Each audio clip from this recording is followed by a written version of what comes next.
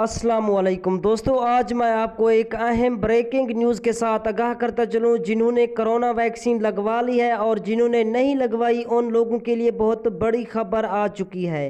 تو میں آپ کو بتاتا چلوں، جنہوں نے کرونا ویکسین لگوا لی ہے ان کے لیے ایک بہت بڑی خوشخبری ہے، اور جنہوں نے ابھی تک نہیں لگوائی ان کے لیے ایک بری خبر۔ تو وہ کس طرح، میں آپ کو اس حوالے سے مکمل تفصیل سے آگاہ کرنے والا ہوں اس چھوٹی سی ویڈیو میں۔